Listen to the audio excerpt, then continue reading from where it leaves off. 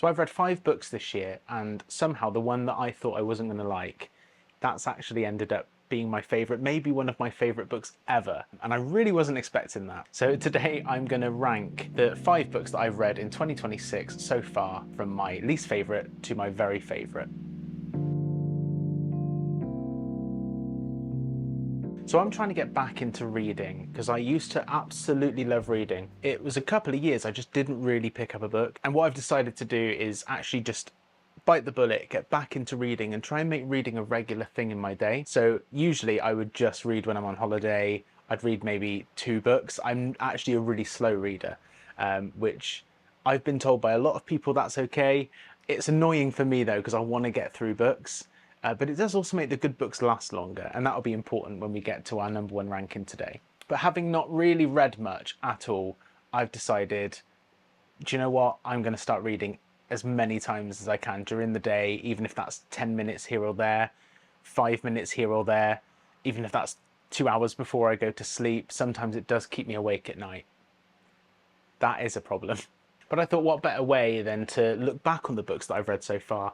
And I mean, they've all been pretty good anyway, but ranking them from my least favourite to my favourite. So coming in at number 5 is my, I say least favourite, it was still a really good book, but it wasn't, in comparison to the other ones, it was nothing in comparison. And that is The House Next Door by Anne Rivers Siddons. So this book, it's an interesting one because I saw online that someone had said it was a really, really good horror book. I've always been into my kind of thrillers and that kind of thing. I've read some horror, but my main thing is thrillers. This one, it does have a nice mix, and I was told in the review that this has a nice mix of thriller and horror. So in this book, we follow Colquitt and Walter Kennedy. So they live on a nice quiet street, but all of a sudden there's a lot of noise, a lot of problems as they start to build a house next door. Originally, their problem with that is the fact that they're going to have no privacy at all.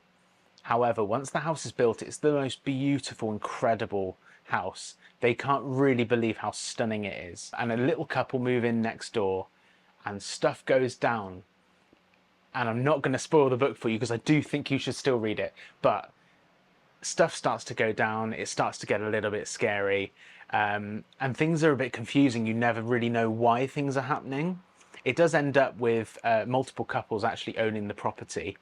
And the relationships in the book, I think, are actually what make this.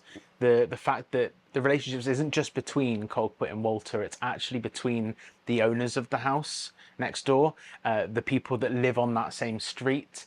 It's kind of a community-based horror. It's really, really clever. So I'm going to rank this at number 5 on the list, just because it's a great book, but I didn't really enjoy the ending, I'm not going to lie. I think the journey was great, and that's what a book is about. But I think the ending kind of just let it down a little bit. But I do recommend it. It's The House Next Door by Anne Rivers Siddons. So the next book on the list, this ranks in at number 4. Now, I read this one on my Kindle. It's a damn good book. So I've always been a thrillers guy. However, I want to get into fantasy. There's something about fantasy that I love the escapism of. I like the idea of the world building, the characters, the way that kind of works. And I've always struggled. I did try and read the Mistborn series, which I do have up there. I tried reading the first one, excellently written. I struggled with it.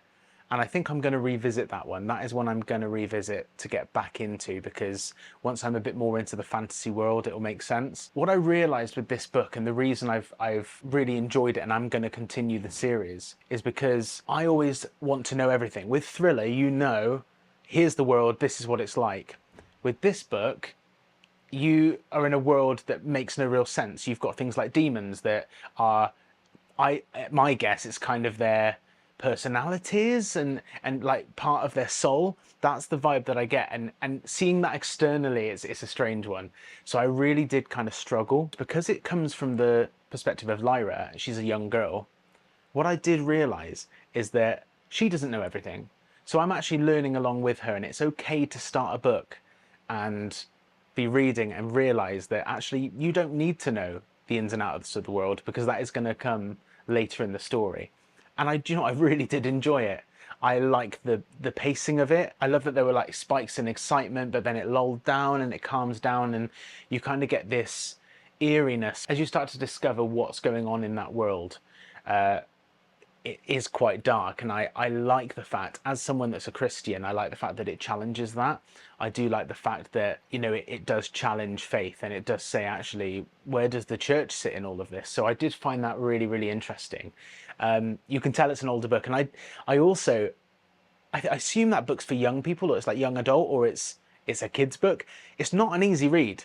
Like I said, I'm a slow reader. It took me a while, and you know, it's not the easiest read, but it's written so well. The things I struggled with the dialogue was that he writes almost exactly how someone would speak, but in an accent. So he would add the accents in, and I did find that interesting, but also quite challenging to read. So there was a couple of moments I had to stop and reread stuff. But in general, a really, really great book. The Northern Lights. I'm going to continue that series. But so far, really enjoyed the first book and love the characters, love the world. So next on my list is another one. This is actually the book I read before The House Next Door. You could tell I was in a horror vibe. This is The Shining by Stephen King. Now, an absolute classic. We all know it's an absolute classic. It's brilliantly written. The characters, the way that he writes the characters. So I love that film. That for me, weirdly, don't think I'm like evil or anything, but that is like a comfort movie for me. And there's something about the vibe of it, even though it's still really eerie and creepy, there's something about the vibe of the old film style that I love. I do really love that film. And I could never understand why the people that read the book didn't really like the film. I now completely understand that. The depth of the character Jack Torrance is unbelievable. It really, really is. I can't get over how much the film does miss out. And there's this idea of abuse, and there's this idea of his past. There's also a sense of, you do in some senses feel sorry for this guy. And I guess the film doesn't really capture that. The book absolutely does. I don't want to spoil it, but there are moments in the book that really did have me feeling uneasy. And when I read that, I was actually in hospital because I had my appendix out. I was absolutely shitting myself. It was late at night. I was on like super drugs.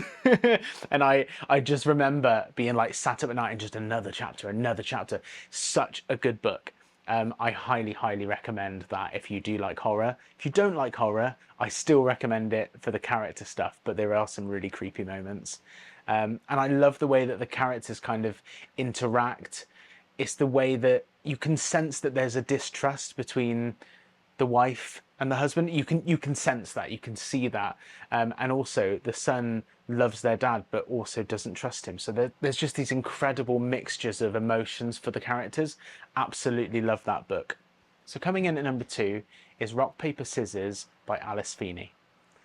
Now, I know what you're thinking. Yes, it's another thriller book, and I'm trying to get away from that and go into fantasy. We'll get there. We will get there, okay? I promise. This is an absolutely excellent book. The atmosphere in this book is incredible. The way that she builds this idea of snowy Scotland.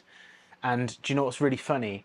I had just visited Scotland with my family when I was reading this book. So it really kind of hit home. I love this idea of the remoteness that this couple have. I don't want to talk too much about it because I don't want to give anything away.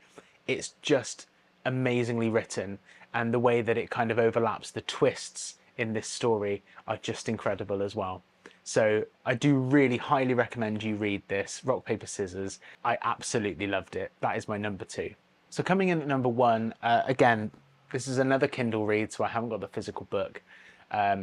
But this one really surprised me because this is completely the opposite to something I would normally read.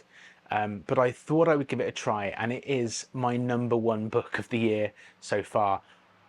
It could actually get on one of my favourite books that I've ever read, and that is The Bookshop and the Barbarian by Morgan Stang. I know that sounds completely crazy. This book, if you haven't read it, this book is just incredible. The writing is just incredible. The way that Morgan kind of talks to you as the reader, it's got these moments of comedy. It takes the mick out of itself, but it takes the mick out of the reader as well. And I've never really read a comedy book. I've read Miriam Margolyes's book, for example, and I adore her. That's very, very funny. But this is a different kind of comedy. This is kind of within the book itself. It takes the mick out of itself. It doesn't take itself too seriously. It does have a couple of twists in as well, which I absolutely loved. But there was just a coziness about it, and I'm starting to think maybe cozy fantasy is actually the sort of book that I do want to be reading.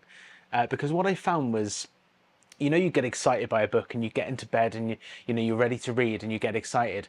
I would literally be taking myself to bed an hour early just so I had an hour extra to read. That wouldn't mean that I would start earlier and have an early night's sleep. No, I'm talking I would go to bed instead of at 10 o'clock, I'd go to bed at 9 o'clock and still read until midnight just because I was loving this book so much. So there's one good perk about being a slow reader, and that's that books that you are really enjoying do last longer. This book is only 200 pages long, so it is a quick read, but it is just incredible, and I made it last as long as I possibly could.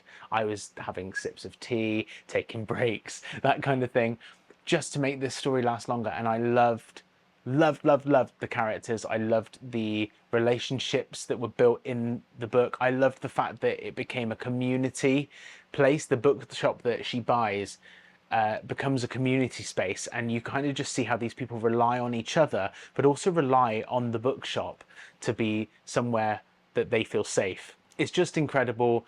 There's nothing really nasty that goes on. The only bits that I would say were a little bit difficult to read were the sad moments, and Morgan absolutely smashes it with the sad moments. He then follows up going, listen, I know that was sad, but come on, we've got the rest of the book to read. Just genius writing, and I cannot recommend it enough. Please read The Bookshop and the Barbarian. So guys, I hope you liked this video, and if you want to see more, let me know what books you think I should actually read with The Bookshop and the Barbarian in mind, because I'm new to like fantasy. I know there's the classic stuff that I should be reading, stuff like Terry Pratchett.